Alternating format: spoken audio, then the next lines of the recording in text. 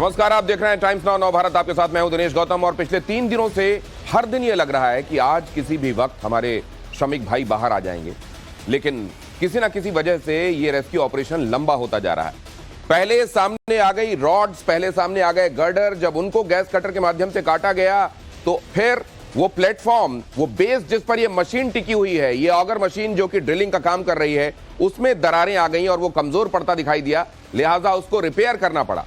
हर दिन कुछ ना कुछ अभी ऐसा हो रहा है जिसकी वजह से ये डिले हो रहा है। ये डिले हो सकता है, लेकिन ये तय है कि श्रमिक भाई बाहर निकलेंगे। उनको मानसिक रूप से रिलैक्स करने के लिए अंदर लूडो और कार्ड्स वगैरह भी भेज दिए गए हैं। और इधर वो तमाम एजेंसीज जो लगी हुई हैं, उन्होंने कोई कोर कसर नहीं छोड़ने का बीड़ा उठा रखा है। उत्तरकाशी में रेस्क्यू ऑपरेशन का 13वां दिन है। इस बीच बड़ी खबर यह है कि मजदूरों को सुरंग से बाहर निकालने की तैयारियों का रिहर्सल किया गया, ड्रिल की गई।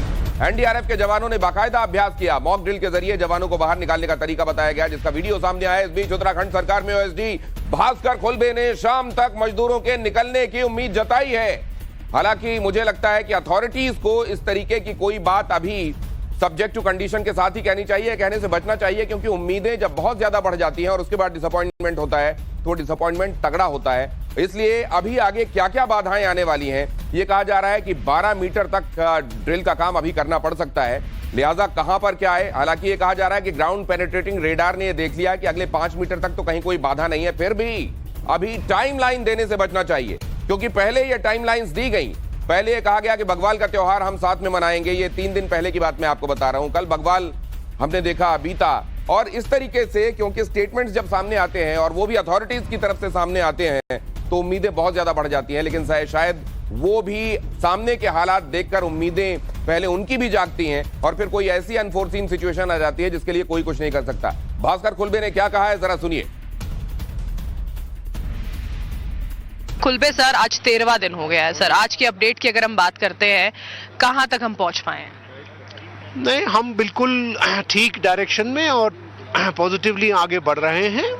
थोड़ी बाधाएं आई हैं, हमारी परीक्षा हुई है, लेकिन परीक्षा हमने पास की है, ये भी साथ में हम कह सकते हैं।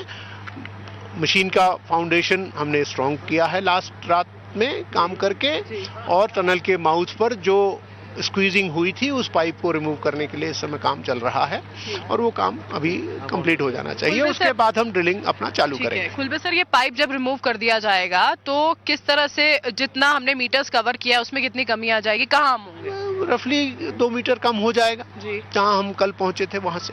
जी अच्छा सर, आगे की कोई बाधाएं नहीं है, इसको लेकर भी पूरी तैयारी की गई थी, चेकिंग की गई, क्या कुछ पता चला है सर? वो जीपीआर ग्राउंड पेनिट्रेशन रडार की स्टडी हमको कहती है कि आने वाले 5 मीटर में कोई मेटेलिक ऑब्स्ट्रक्शन नहीं है। और उसके आगे कितना दायरा सर? उसके आगे तो अब अगर 5 से आगे चलें 7 मीटर है तो हम उम्मीद करते हैं कि वहां भी हमको कोई ऑब्स्ट्रक्शन नहीं मिलेगा, क्योंकि अब एक मशीन की रीच है, उस रीच के बियॉन्ड तो हम अभी एस्टिमेशन नहीं कर सकते हैं। वक्त कितना मान लें सर? ये सवाल हम पहले दिन से पूछ रहे हैं। वक्त मैं उम्मीद करता हूँ शाम 6 बजे तक हमारा काम होना चाहिए। भास्कर खुल्बे जी लेकिन आज थोड़ा तोल कर अपनी बातें रख रहे हैं, और इसलिए नहीं कि पहले उन्होंने कोई जल्दबाजी में कोई स्टेटमेंट दे दिया था। उस समय के हालात जो दिखा रहे थे वो यही दिखा रहे थे कि ऑपरेशन किसी भी वक्त पूरा हो सकता है। और यहाँ पर आप देख रहे हैं वो अभ्यास जो कि स्ट्रेचर को बाहर निकालने का अभ्यास किया गया, किस तरीके से उस पाइप के भीतर से स्केट्स लगे हुए, मतलब पहिए लगे हुए स्ट्रेचर से बाहर निकाला जाएगा लोगों को। यहाँ पर आप देख रहे हैं वो जो मॉक ड्रिल की गई, वो मॉक ड्रिल फिर लोगों के लिए सार्वजनिक की गई, और वो तस्वीरें आप यहाँ पर देख रहे हैं। हमारे साथ कुछ ही देर में जुड़ रहे हैं खास मेहमान, उनके साथ हम चर्चा का सिलसिला आगे बढ़ाएंगे। उनसे एनालाइज करते हुए हम बात करेंगे और ये समझने की कोशिश करेंगे कि ये ऑपरेशन और ऑपरेशन के दौरान के हर्डल्स, ये चैलेंजेस, ये कितने बड़े या छोटे नजर आ रहे हैं यहाँ से। लेकिन अगले 24 घंटे में क्या कुछ होगा। 41 मजदूरों के बेहद करीब रेस्क्यू टीम पहुंची हुई है। रेस्क्यू टीम से करीब 10 मीटर की दूरी पर मजदूर प्लेटफॉर्म तैयार, मजदूर मौजूद हैं, और प्लेटफॉर्म जैसे ही तैयार हो जाता है, मतलब ऑगर मशीन जिस प्लेटफॉर्म पर टिकी हुई है उस प्लेटफॉर्म पर दरारें आने की वजह से इसे रोका गया है। जैसे ही ये प्लेटफॉर्म सही हो जाता है, ऑगर मशीन फिर से काम करना शुरू करेगी। प्लेटफॉर्म तैयार होने पर ड्रिलिंग का काम फिर से शुरू होगा। टनल में मैनुअल ड्रिलिंग की भी तैयारी है। ऑक्सीजन सिलेंडर के साथ मैनुअल ड्रिलिंग की जाएगी। 10 से 12 घंटे में रेस्क्यू पूरा होने की संभावना जताई जा रही है। लेकिन अभी कोई डेडलाइन दिमाग में लेकर चलना इसलिए ठीक नहीं है, क्योंकि डेडलाइन अगर आप दिमाग में लेकर चलते हैं और वो पूरी नहीं होती है तो डिसअपॉइंटमेंट होता है। अभी तो स्टेप बाय स्टेप चीजों को देखना पड़ेगा, और स्टेप बाय स्टेप वक्त जब चीजों को आप देख रहे हैं तो ये देख रहे हैं कि कई जगहों पर जिसका अंदाजा आपने नहीं लगाया होता है उस तरह की सिचुएशंस देखने को मिलती हैं। कल किसी ने नहीं सोचा था कि इस तरीके से प्लेटफॉर्म में दरारें आ जाएंगी, या परसों किसी ने नहीं सोचा था कि अचानक रात में पता चलेगा कि एक गर्डर, कुछ रॉड्स सामने आ गई हैं और उनको अब गैस कटर के जरिए काटना पड़ेगा। गैस कटर को वहां ले जाना ये एक बड़ी चुनौती थी, क्योंकि गैस कटर को भी ऑक्सीजन चाहिए, वहां जो गैस कटर को ऑपरेट करेगा उस ऑपरेटर को भी ऑक्सीजन चाहिए, और इसलिए ये समझा जा रहा था कि ये चुनौती अब कहां किस तरीके से सामने आएगी वो कोई नहीं जानता। तो ये कुछ जो ना दिखने वाले हर्डल्स कब कैसे सामने आएंगे कोई नहीं जानता, और इसीलिए ये कहा जा रहा है कि अभी तो बस टाइम का इंतजार करना चाहिए, काम करना चाहिए, और जब करीब एकदम करीब आप मंजिल के होंगे तब शायद आप डेडलाइन दे पाने की स्थिति में होंगे। अभिषेक सिन्हा हमारे संवाददाता आपको नजर आ रहे हैं जो उत्तरकाशी से लगातार आप तक खबरें पहुंचा रहे हैं, और कल वो भी बहुत इंथ्यूजियास्टिक थे और उन्होंने बल्कि ये कहा था कि मुझे लगता है कि अब ये दावा करने वाली स्थिति में हम आ गए हैं कि शाम तक लोग निकल आएंगे, लेकिन फिर डिसअपॉइंटमेंट हुआ। हाँ, नवीन भटनागर जो कि पूर्व डीआईजी हैं एनडीआरएफ के, वो भी हमारे साथ यहाँ चर्चा में हिस्सा ले रहे हैं, और डॉक्टर निशा खन्ना मनोवैज्ञानिक है हमारे साथ इस चर्चा का हिस्सा है, उनके साथ भी हम बात करेंगे। लेकिन पहले मैं अभिषेक के पास जाना चाहता हूँ। अभिषेक, ये कंक्रीट का बना हुआ ये बेस है, प्लेटफॉर्म है, तो इसको रिपेयर करना और फिर रिपेयर करने के बाद उसका ठोस सॉलिडिफाई होने का इंतजार करना, ये कितनी देर का काम है? दिनेश जी, सबसे पहले हम सबसे बड़ी खबर से शुरुआत करते हैं। जो कंक्रीट प्लेटफॉर्म था वो देर रात बनाकर उसमें ड्रिल कर ऑगर मशीन को फिट कर दिया गया। ये इस समय की सबसे बड़ी खबर है दिनेश जी। और अब मैं आपको बता दूं, और गैस कटिंग का काम चल रहा है। जो पाइप आगे से जो मुड़ गया था, काफ़ी ख़राब हो गया था, उसको 3 मीटर काट दिया गया है। ये इस समय की सबसे बड़ी खबर है। अब कुछ ही पलों में ऑगर मशीन शुरू होने वाली है दिनेश जी। ये सबसे राहत देने वाली बात है। देखिए, मैं इस समय टनल के बाहर हूँ और टनल के बाहर की अगर आप बता सकें थोड़ा सा, मुझे क्यूरियोसिटी भी हो रही है और शायद हमारे दर्शक भी ये जानना चाहेंगे। आप जो दिखा रहे हैं वो तस्वीरें तो मैं देख रहा हूं, लेकिन अगर आपको मेरी आवाज आ रही है अभिषेक, मैं ये समझना चाहता हूं कि वो जो डैमेज्ड पाइप का अगला, मतलब पाइप का अगला हिस्सा जहां पर वो हर्डल्स आए और हर्डल्स की वजह से ये पाइप डैमेज हुआ, उसको जब ये काटा जाएगा तो कल हमने देखा कि छोटे छोटे जो छड़ के टुकड़े थे उन रॉड्स को काट कर बाहर लाने में जाहिर है वो एक अपहिल टास्क था। तो ये बड़ा पाइप का डायमीटर बड़ा है, 700 mm या 800 mm होगा, इसको काट कर इसके पीसेस को बाहर लाना ये भी तो एक दुष्कर काम होगा। देखिए दिनेश जी, ये एक बेहद बड़ा काम था और ये बेहद बड़े टास्क के साथ किया गया है। एक कंपनी जो काट के किया गया है। देखिए, वो इस तरह के पाइप थे, ये पाइप था, देख रहे हैं आप। ये जो पाइप है, इस तरह के पाइप लैंटर में से निकल के सीधा नीचे आ गए थे और ये ऑगर मशीन के आगे के हिस्से में फंस गए थे। देखिए, आप देख रहे हैं इस पाइप की स्थिति कैसी है। जी, इस तरह के ये पाइप थे जो आके फंस गए थे और इस तरह के 95 किलो, जब ये अभिषेक इस तरीके की कोई चीज दिखा रहे हैं उसको प्लीज फुल फ्रेम कीजिए। अभिषेक, एक बार फिर से दिखाइए, क्या वहीं से निकाला हुआ पाइप है ये? देखिए, मैं आपको फिर दोबारा दिखाता हूँ। हाँ, दिखाइए। ये देखिए, ये है वो इस तरह का ये पाइप, 95 किलो निकला है दिनेश जी। ये इस तरह के पाइप और सरिया, 20 mm के सरिया, 22 mm के सरिया जो लेंटर में डाले जाते हैं दिनेश जी, वो निकले हैं। ये सबसे बड़ा देखिए, ये पाइप, इस तरह के जो पाइप निकले हैं जिसका वजन 95 किलो था। मतलब इस तरीके की कई चीजें, मतलब उसमें सरिया भी है, पाइप भी है, शायद गर्डर भी है, मतलब इस तरीके की कई सारी चीजें हैं। कई चीजें, उसमें 22 mm के सरिये भी, गो अहेड, जो सांप की तरह बन गई। देखिए, हमारे इंटरव्यू में सीधे से अनुराग जैन साहब ने बताया कि जब ये उसमें फंसती हैं तो सांप की तरह बन गई, यानी अंदर उसके ग्रिल में इस तरह से लिपटी जो सांप का आकार ले लिया इन्होंने।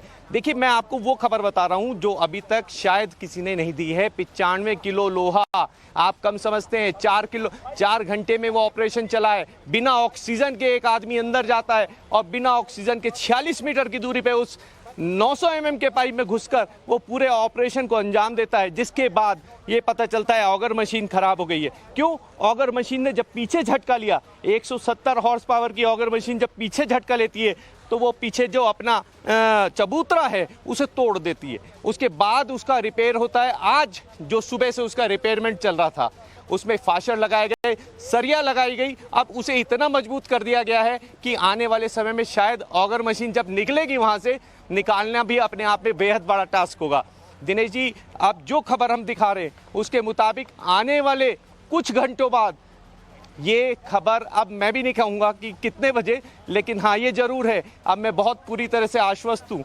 जैसा मेरे अधिकारियों से बात हुई, अनुराग जैन जी से बात हुई, उनका कहना है कि 8 मीटर की दूरी के बाद सब कुछ हो जाएगा। दी है आगे कोई भी अभिषेक, ये कमाल की क्लैरिटी है, क्योंकि अभी तक हम ये समझ नहीं पा रहे थे प्रिसाइसली कि ये हो कैसे रहा है। ये जो आपने बताया कि सरिया और इस तरीके का स्ट्रक्चर था, वो घूमती हुई ड्रिल मशीन जब वहां गई और इस तरीके के स्ट्रक्चर से टकराई तो उसने इन स्ट्रक्चर्स को भी मोड़ दिया और उनके मुड़ जाने के कारण ये सर्पाकार हो गए, जो शायद सीधे रहे होंगे ये आड़े टेढ़े हो गए। और उसके बाद उस आड़े टेढ़े स्ट्रक्चर को अंदर घुसकर हमारे किसी श्रमिक भाई को उसको वहां पहुंचकर करीब 40 मीटर अंदर बगैर किसी ऑक्सीजन के उसको काट कर बाहर लाना, ये एक दुष्कर काम रहा होगा। और सामने जब ये ऑब्स्टेकल्स आए तो जाहिर है मशीन के लिए, और वो 176 हॉर्स पावर की मशीन जैसा हमारे संवाददाता बता रहे हैं, इतनी पावरफुल मशीन, 25 टन उसका वजन है, और इतनी पावरफुल मशीन को अचानक जब ये झटके के साथ पीछे की तरफ आई तो उसने अपने प्लेटफॉर्म को तोड़ा, उसमें दरारें आई और फिर इसके बाद आगे की खुदाई क्योंकि संभव नहीं थी उसको बाहर निकाला गया। लेकिन अब ये बताया जा रहा है कि सरिया से, फास्टनर से, सीमेंट से उसको ऐसा कर दिया गया है कि अब जब ये काम करने के बाद बाहर निकलेगी मशीन तो हो सकता है उसको उसके प्लेटफॉर्म से अलग करना ये अपने आप में एक टास्क हो जाए। कमाल की जानकारी आपने दी है, खासतौर से आपने शब्दों के माध्यम से जैसे विजुअलाइज कराया है हमको सारी चीजें दिखाई दे रही हैं। अभिषेक, मैं आपके पास लौटता हूं, लेकिन अब जरा मैं यहां पर नवीन सर के पास आना चाहूंगा। नवीन सर, ये जब आप लोग इस तरीके के किसी रेस्क्यू ऑपरेशन को अंडरटेक करते हैं और ये अनफोर्सीन सिचुएशंस आती हैं और पहले आपको एक डेडलाइन दिमाग में लेकर चल रहे होते हैं और फिर ये सिचुएशंस आती हैं, तो डिसअपॉइंटमेंट होता है या प्रोफेशनल्स को इससे फर्क नहीं पड़ता?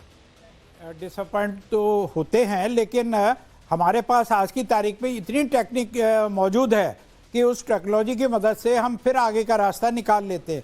अभी आप देखिए DRDO की जो ये रोबो गया है, इसने हमें बता दिया कि 5 मीटर तक का ये डीप स्कैनर आगे लगा हुआ है इसके अंदर, जिसने स्कैन करके बता दिया कि 5 मीटर के अंदर इस टाइप की ऑब्स्टिकल फिलहाल नहीं है। जब हम फिर वहाँ 5 मीटर पहुँचेंगे उसके बाद फिर उसको एक बार मशीन को भेजेंगे, फिर अंदर का जो है हमें हाल मिल जाएगा। तो इससे हमारा क्लियर हो जाएगा कि हम आगे तक का रास्ता, और इसीलिए टाइम दिया गया है कि आज शाम तक हम जो है रास्ता क्लियर करेंगे और वहाँ पहुँच जाएंगे, ये बता दिया है। तो ये बहुत बड़ा एक अचीवमेंट है। और इसके अलावा जब हमारे आदमी पहुँचेंगे, जैसे पाइप बनेगा तो उसके बाद ही सीधा एक हमारे पास जो है ये आया हुआ है आपका जो ड्रोन से पाइप के थ्रू अंदर जाएगा और अंदर जहां मजदूर रुके हुए हैं वहां का पूरा सिचुएशन फोटोग्राफी करके हमारे पास आ जाएगी और हम देख सकते हैं कि अंदर सिचुएशन क्या है, कहां से हमें मजदूरों को रेस्क्यू करना है, क्या सिचुएशन है, और इमीडिएटली हमारे NDRF के जो 15 जवान प्लस डॉक्टर अंदर जाएंगे। ओके सर, अब ये भी बताया जा रहा है कि उधर क्योंकि मजदूरों को भी ये पता चल रहा है कि ये डिले हो रहा है और ऐसी सिचुएशन की वजह से हो रहा है जो इनएविटेबल है और जिसको कोई नहीं जानता था, जो अब सामने आ गई हैं, तो जिन बाधाओं से निपटना पड़ेगा। ये भास्कर खुलबे साहब भी कह रहे हैं कि पहले हमको लग रहा था ऑपरेशन जल्दी पूरा हो जाएगा, लेकिन ऐसे चैलेंजेस आ गए, हमारी परीक्षा हो रही है, ये देर जरूर हो रहा है लेकिन ये दुरुस्त होकर बाहर निकलेंगे। हमारे सारे के सारे श्रमिक भाई दुरुस्त रहेंगे और बाहर आएंगे, इसमें कोई किसी को संशय नहीं होना चाहिए। यहां पर मैं आपको वो ड्रिल दिखा रहा हूं जिसमें एक पाइप के भीतर से पहिए लगे हुए स्ट्रेचर को बाहर निकाला गया और देखा गया, रस्सी के जरिए उसको खींचा गया और देखा गया कि सब कुछ सुचारू कर लेंगे उस वक्त जब करना होगा कि उसमें कोई बाधा आएगी। इस तरीके के ड्राई रन्स चल रहे हैं, रिहर्सल चल रही है, लेकिन उधर जो मेन काम है उसमें कई हर्डल्स हैं। इस बीच श्रमिक अचानक इस बात से पैनिक में ना आए कि अरे ये और डिले हो गया, न जाने और कितना टाइम लगेगा, कहीं हमारा जो ऑपरेशन है उसमें कहीं कोई ऐसी हर्डल तो नहीं आ रही है जो इतनी बड़ी हो जाए जिसको पार ही नहीं किया जा सके। इस सब से उनको रिलैक्स रखने के लिए बताया यह जा रहा है कि उनके पास कार्ड्स भेजे गए हैं, लूडो भेजा गया है ताकि वो अपना टाइम पास कर सकें और रिलैक्स रहें। अलग अलग कैमरों से ली गई तस्वीरें मैं आपके सामने रख रहा हूं, लेकिन साथ में डॉक्टर निशा को भी इस चर्चा में लाना चाहता हूं। मैम, ये ताश, ये लूडो, उनको कितना बहला पाएंगे?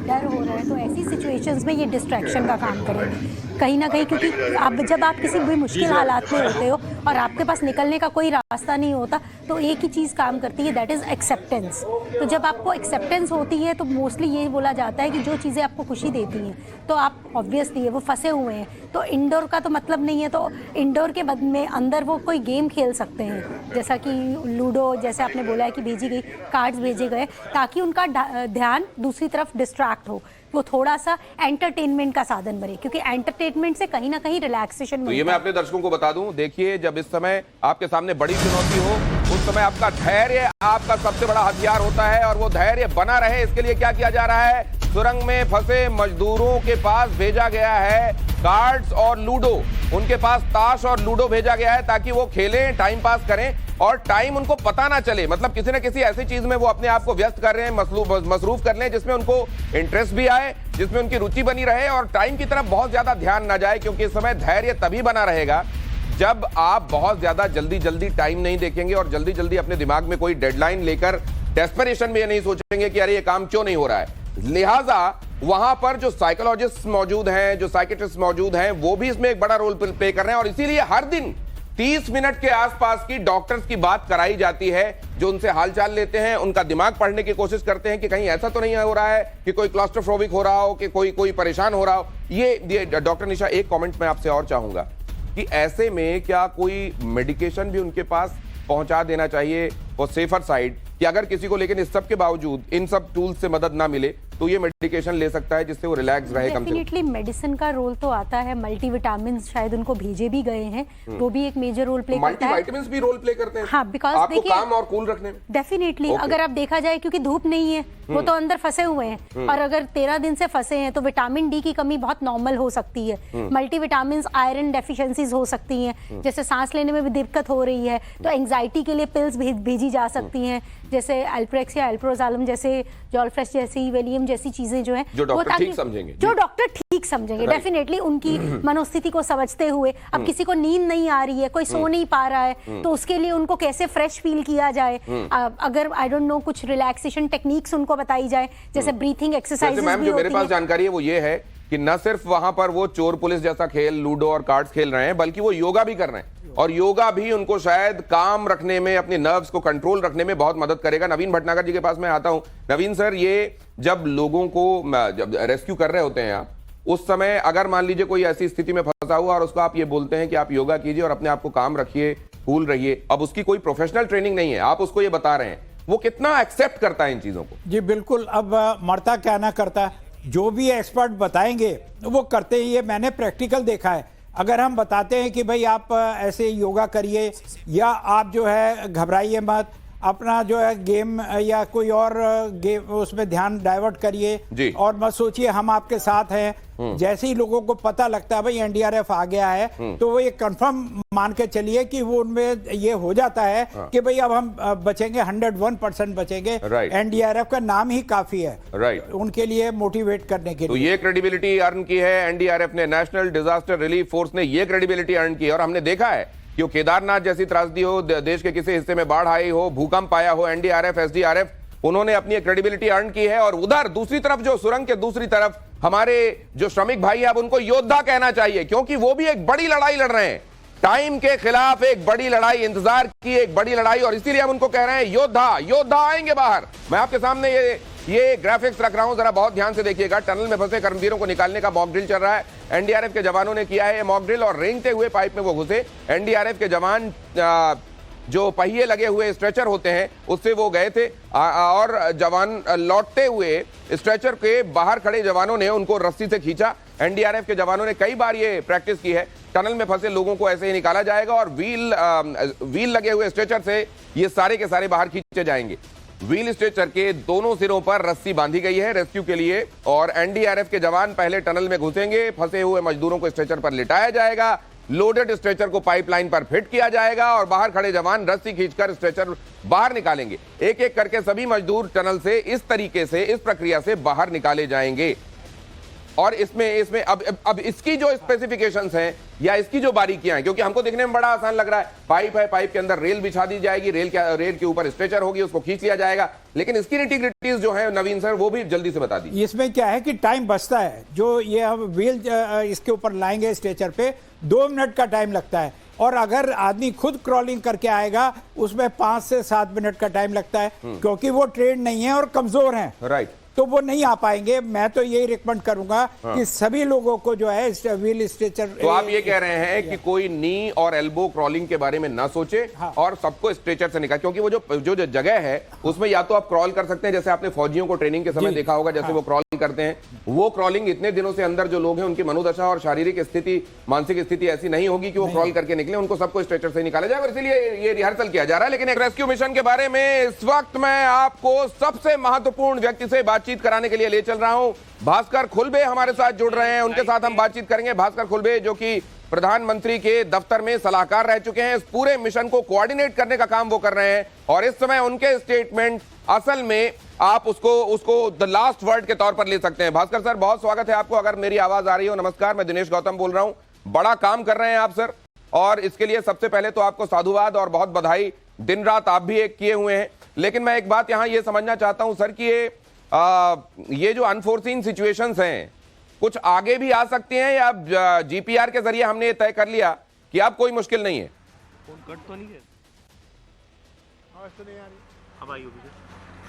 देखिए सर, आवाज आ रही है आपको? भास्कर सर नमस्ते। भास्कर सर आवाज आ रही है आपको? हेलो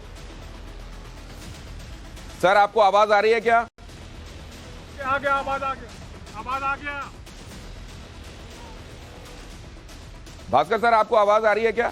अगर आपको आवाज आ रही है तो अब इससे पहले मैंने ये कहा कि आप बहुत महत्वपूर्ण काम कर रहे हैं, इसके लिए आपको बहुत साधुवाद, बधाई और शुभकामनाएं। आप जल्द से जल्द ये काम कर पाएं, पूरा देश आपकी तरफ देख रहा है बहुत उम्मीदों के साथ। और दूसरा मैं ये भी जान रहा हूं कि इस वक्त आप क्या बता सकते हैं हमारे दर्शकों को जो इस वक्त का हाल है? सचिन नहीं, आपकी शुभकामनाओं के लिए बहुत बहुत धन्यवाद। इस समय हम अगली ड्रिलिंग के लिए तैयार हो रहे हैं, और मशीन ड्रिल करके आगे और 6 मीटर जा सके उसके लिए प्रयासरत है। वो काम मुझे उम्मीद है जल्दी ही हम एक हिस्सा उसका कंप्लीट कर लेंगे, और उसके बाद अगले 2 हिस्से जो बाकी रहते हैं उनको भी समय के साथ पूरा कर लेंगे। टाइम्स नाउ नवभारत बहुत प्रमुखता से देखा जा रहा है सर रेस्क्यू के इस मामले में, हम लगातार इसको दिखा रहे हैं, और बहुत सारे लोगों ने जो आपको देखा है पिछले 2 दिनों में, क्योंकि आपके स्टेटमेंट से कि बगवाल साथ में मनाया जाएगा, बहुत जल्द वो साथ में होंगे, लोगों को बहुत उम्मीदें बंधी। और उनमें से कुछ लोग जब मेरे से टकराए तो उन्होंने कहा कि भास्कर जी से आपकी बात हो तो उनसे जरा पूछिएगा कि और कितना वक्त लगने वाला है। मैंने कहा कि एक्चुअली हम सबको ही उम्मीद यही कर रहे हैं कि जल्द से जल्द हो, लेकिन कुछ एक सिचुएशंस ऐसी आ जाती हैं जिनके बारे में कोई नहीं जानता। आप इस बारे में प्लीज दर्शकों को बताएंगे सर?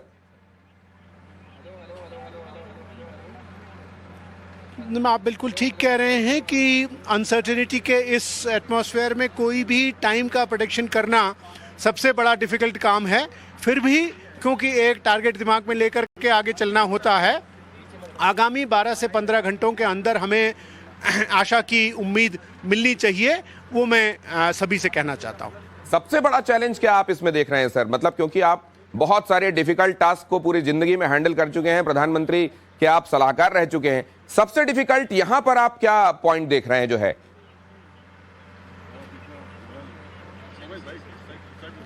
नहीं, अभी तो ऐसा मुझे प्रतीत नहीं होता है कि हमारे सामने और कोई बड़ी डिफिकल्टी आने वाली है, अनलेस वो ऐसे छुपी हुई है कि हम देख नहीं पा रहे हैं। क्योंकि अब अगर हम चलें सब मेजरमेंट्स को सामने रखते हुए और सब रिजल्ट्स को सामने रखते हुए, हम 46 मीटर तक पहुंच चुके हैं। हमें और 6 मीटर आगे जाना है, और अगले 5 मीटर में हमारे पास जीपीआर रिपोर्ट कहती है कि कोई ऐसा मेटेलिक इंटरप्शन नहीं है जो हमारे काम को बाधा दे। तो मुझे उम्मीद है, क्योंकि अगले 6 मीटर उसके बाद के हम रिपोज के उस एरिया में होंगे जो सॉफ्ट होगा, उम्मीद करता हूं कि हमें बहुत ज़्यादा कोई डिफ़िकल्टी आएगी नहीं, अनलेस एज आई सेड वो डिफ़िकल्टी छुपी हुई है और हम उसे देख नहीं पा रहे हैं। राइट सर, आपने कहा कि ग्राउंड पेनिट्रेटिंग रेडार से अब ये देख लिया गया है कि अगले 6 मीटर कहीं कोई दिक्कत दिखाई नहीं दे रही है, और उसके बाद जो मलबा है वो सॉफ्ट है। एक बात मैं ये समझना चाहता हूं सर कि अभी हम 46 पर हैं, मतलब हमारे सामने 62 तक पहुंचने का चैलेंज है क्या सर? आगे कितना बाकी है सर इन ऑल टोटल? 60 तक पहुंचने का ही हमारा अनुमान है जी। अच्छा, 60 तक पहुंचना है। और ये क्या एक बार में जीपीआर जो रीड कर पाता है सर वो 5 to 6 मीटर ही रीड कर पाता है और फिर फर्दर उसको देखना पड़ता है क्या सर? क्योंकि आप देखिए, नहीं वो आगे भी रीड कर पाता है, लेकिन जिन्होंने वो स्टडी की उनसे मैंने बात की तो उसके मुंह पर क्योंकि जगह ऐसी नहीं थी जहां से वो अपना इंस्ट्रूमेंट लेकर के और आगे का आकलन हमको दे सकें, तो इसलिए ये अब लिमिटेशंस हमको एक्सेप्ट करने ही होंगे। और सर ये जो सरिया, ये जो आयरन स्ट्रक्चर जिसको आप लोगों को काटना पड़ा गैस कटर से, अगर ये टनल फ्रेमिंग के लिए इस्तेमाल किए गए थे, उसकी फ्रेमिंग के लिए, तो ये तो मलबे के साथ आगे भी मिल सकते हैं ना सर?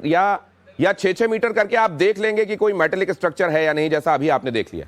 हाँ, मिल तो सकते हैं, इसीलिए मैंने कहा कि वो 5 मीटर में मेटेलिक कोई ऑब्स्ट्रक्शन नहीं है, यही हमें जीपीआर की रिपोर्ट कह रही है। ये तमाम देश के लोग जो इस समय प्रार्थना कर रहे हैं, दुआ गो हैं, आपको सुन रहे हैं, उनसे आप कोई स्पेसिफिक चीज अगर कहना चाहें, क्योंकि पूरा देश आपको सुन रहा है, दुनिया आपको सुन रही है सर।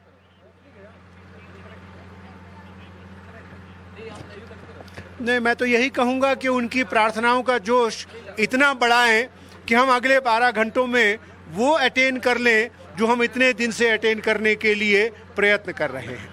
भास्कर खुल्बे साहब, आपने वक्त निकाला और हमसे आपने बहुमूल्य वक्त, क्योंकि हर समय आप इस समय वहां चीजें कोऑर्डिनेट कर रहे होंगे, ऐसी मसरूफियत में हमसे बातचीत की, दर्शकों को बताया, इसके लिए आपका बहुत धन्यवाद करता हूं। और एक बार पूरे दर्शकों की तरफ से आपको बहुत सारी शुभकामनाएं भेज रहा हूं कि आप पूरी ऊर्जा के साथ इस काम को कर सकें।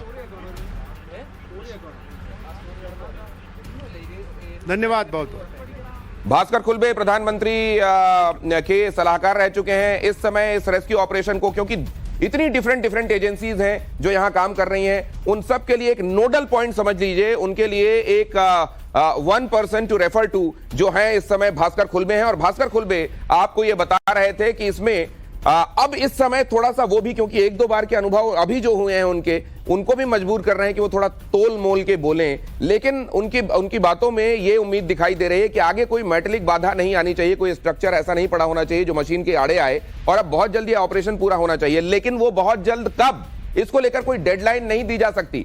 5 मीटर करके, अभी ये शायद नवीन जी हमको बता पाएंगे। नवीन सर, ये जो जीपीआर होता है, ग्राउंड पेनिट्रेटिंग रेडार, मतलब इसमें यहाँ सोनार वेव्स भेजी जाती होंगी और वो लौटती होंगी, तो ये बताती होंगी कि नीचे स्ट्रक्चर किस तरीके का किस। और दूसरा ये है कि जो अब 5-5 किलोमीटर का 5-5 मीटर का जो हम ये रिपोर्ट देख रहे हैं, तो ये हमारे लिए इस टाइम बहुत। सर ये 5 मीटर ही क्यों? और अगर 5 मीटर से, एक सेकंड सर, अगर ये 5 मीटर है तो अभी मैंने 5 मीटर देख लिया, यहाँ खुदाई चल रही, तब तक मैं अगला 5 मीटर देख लूं, एक साथ रिपोर्ट दे दूं, उसमें क्या दिक्कत? जब वहां पहुंचेंगे फिर आगे की क्या सिचुएशन है वो फिर रिपोर्ट देगा। जो लेटेस्ट रिपोर्ट हमारे पास रहती है ना, उससे हमें डर नहीं होता, क्योंकि आज हम okay now I got it. मैं पहले ये सोच रहा था कि शायद वर्टिकली, जैसे ये मलबा फैला हुआ है, यहाँ पे जाके राडार ने देख लिया, फिर आगे देख लिया, आगे ऐसा नहीं है। जब वो खुदाई वहां तक हो जाएगी तब उसके बाद वो, मतलब वो हॉरिजॉन्टली काम करेगा, वो वर्टिकली काम नहीं करेगा, हॉरिजॉन्टली। मतलब वो एक तरीके से वहां जब उतनी खुदाई हो गई फिर से ले जाके उसको लगाया और देखा, क्योंकि वो एक बार में आगे 5 मीटर तक ही देख सकता है। जी, अब अपनी बात पूरी कीजिए जी। तो उससे क्या होगा कि हमारे जो अभी ये प्रॉब्लम्स इतनी सारी आ गई बीच में, वो नहीं आएंगी। अब रास्ता क्लियर हो गया 5 मीटर का, तो फिर आगे अगला 5 मीटर क्लियर हो जाएगा और उसके बाद हम टारगेट एरिया में तो पहुंच ही गए। तो इसलिए अभी मैं उम्मीद करता हूं कि जो हमारे साइंटिस्टों की और हमारे सारे लोगों की सबकी दुआएं, प्रार्थना और इनऑल मिला के, मतलब सर इसको अभी देखना पड़ेगा। 46 पर हम हैं, अगला 5 क्लियर हो गया, मतलब कुल मिलाकर हम माने 15 इसको देखना है, 15 तो 5 तिहाई 15, मतलब 3 बार इसको और देखना है, इसके अलावा 2 बार और, ठीक है ना। तो उससे क्या होगा, तो सर ये अगर 5 मीटर माने और ये माने कि 1 घंटे में 1 मीटर की खुदाई लगभग ये ड्रिलिंग मशीन कर लेती है, तो 5 घंटे तो इसमें लगने वाले हैं, और फिर आगे मतलब अभी उम्मीद के साथ इंतजार करते रहना पड़ेगा। एक अहम खबर आ रही है, वो मैं अपने दर्शकों को बता दूं। पीएम धामी ने पीएम मोदी से फोन पर फिर से बातचीत की है, उनको अपडेट किया है। धामी ने रेस्क्यू के बारे में पूरी जानकारी उनको दी है। पीएम ने सीएम धामी को जरूरी निर्देश दिए हैं। प्रधानमंत्री ने कहा कि जब सभी श्रमिक बाहर निकलने लगे तो उनके स्वास्थ्य जांच और यदि जरूरत पड़ती है तो हॉस्पिटल और उन्हें घर भेजने की बेहतर व्यवस्था की जाए। प्रधानमंत्री ने निर्देश दिए कि इसमें किसी तरह की कोई कोताही, कोई कमी न रहने पाए। उन्होंने बचाव कार्य की प्रगति के बारे में सीएम से जानकारी दी। तो तो सीएम ने पूरा अपडेट किया, पूरा ब्यौरा बताया, अभी तक क्या क्या चल रहा है, क्या हर्डल्स हैं, कौन सी टीम्स लगी हुई हैं, कैसे उनको क्या काम डिस्ट्रीब्यूट किया गया है, मतलब इसमें डिफरेंट एजेंसीज कौन क्या भूमिका निभा रहा है, कितनी देर में ये हो सकता है, या मैक्सिमम टाइम लगेगा तो क्या लगेगा, मिनिमम मैक्सिमम एक स्टिपुलेशन उन्होंने दिया होगा। लेकिन उधर से प्रधानमंत्री ने ये कहा है कि कोई कोताही ना छोड़ी जाए, जो भी रिसोर्सेज चाहिए, जो भी मदद चाहिए, मैं अपनी तरफ से मदद करूंगा जहां मेरी जरूरत है, लेकिन श्रमिकों को किसी तरीके की तकलीफ ना हो और बाद में तो बिल्कुल टाइम वेस्ट ना हो, बाद में फौरन उनको चिकित्सा मिले या घर जा सकता है अगर कोई तो उसको घर भेजने में हमको कोई टाइम ना गंवाना पड़े, ये प्रधानमंत्री ने कहा है। और ये अभी जो आप सुन रहे थे कि ये लगभग 15 से 16 मीटर बचे हुए हैं। 15 से 16 मीटर में 5-5 मीटर एक बार में वो ग्राउंड पेनिट्रेटिंग रेडार आगे देख सकता है। ग्राउंड पेनिट्रेटिंग रेडार की कार्यप्रणाली को समझने के लिए आपको यह भी समझना पड़ेगा कि वो ऐसे, मान लीजिए ये मलबा है तो ऊपर से वो नहीं देख सकता ऐसे, मतलब ये ऊपर से आप नहीं देख सकते उसको, आपको हॉरिजॉन्टली दे, मतलब अगर इतनी खुदाई हो गई फिर उसको ले जाएंगे, आप देखेंगे, फिर अगला 5 मीटर वो देखेगा और इस तरीके से आपको गाइड करेगा। तो वहां पर जो एजेंसीज काम में लगी हुई हैं उनको ये जीपीआर टीम ये बताएगी कि अगले 5 मीटर में कोई मेटेलिक ऑब्स्ट्रक्शन है कि नहीं। अगर मेटेलिक ऑब्स्ट्रक्शन है तो खुदाई तो की जाएगी, लेकिन हो सकता है कि उसको मैनुअली किया जाए, मशीन को ना लगाया जाए, और वहां से उस मेटेलिक ऑब्जेक्ट को ले जाके गैस कटर से काटने के बाद जब मेटेलिक ऑब्स्ट्रक्शन ना हो उसके बाद ये मशीन फिर काम में लगाया जाए। क्या ऐसे ही होगा? बिल्कुल 100% ऐसे ही होगा, क्योंकि ये बैड एक्सपीरियंस ऑलरेडी हम झेल चुके हैं, अब नहीं झेलना चाहते और ये होगा। और उसके बाद जब होल पूरा हो जाएगा, हम टारगेट पे पहुंच जाएंगे, तो उसके बाद ड्रोन भेजा जाएगा जो अंदर की पूरी वर्कर्स के क्या पोजीशन है, कैसे है, कहां पर इकट्ठे हैं, कहां पर हम लोगों को जाके हमारे टारगेट को वहां से लेके आना है। ये रिपोर्ट भी, ये भी बहुत ज़रूरी है, तभी हमारे बंदे अंदर जाएंगे और पूरे इक्विपमेंट क्या क्या चाहिए वो सब लेके जाएंगे। तो हमारे लोग कैसे कैसे क्या इक्विपमेंट्स लेकर जाएंगे, इसकी कार्य की प्रगति आगे कैसे होगी। अब अगर टाइम के अंदाजे के हिसाब से अभी कोई गणित आप लगाना चाहते हैं, एक तो गणित जो लगाइएगा उसको फुल प्रूफ मत समझिएगा, आप ये समझिएगा कि इस गणित में बहुत गुंजाइश है, क्योंकि कुछ एक चीजें ऐसी हैं जो सीधे सीधे गणित में नहीं आती, वो आगे क्या ऑब्स्ट्रक्शन आने वाले हैं उस पर होगा। लेकिन अगर ये मान लिया जाए कि अगले 15 मीटर तक कोई मेटेलिक ऑब्स्ट्रक्शन आता ही नहीं है, जो कि ऐसा संभावना कम ही लगती है, क्योंकि ये फ्रेमिंग जहां पर की गई थी वहीं से ये सरिये गिरे हैं। अगर ये सरिये गिरे हैं तो आगे भी हो सकते हैं, और भास्कर खुलबे भी ये बात कह रहे हैं कि आगे वो हो सकते हैं। हालांकि अगले 5 मीटर तक कोई इसमें ऑब्स्ट्रक्शन दिखाई नहीं दे रहा है। तो अब अगर ये माना जाए कि ये 5 मीटर ऑब्स्ट्रक्शन नहीं है और 1 घंटे में 1 मीटर की खुदाई हो जाती है, तो ये 5 घंटे तो ले लीजिए अभी ये वाले सीधे।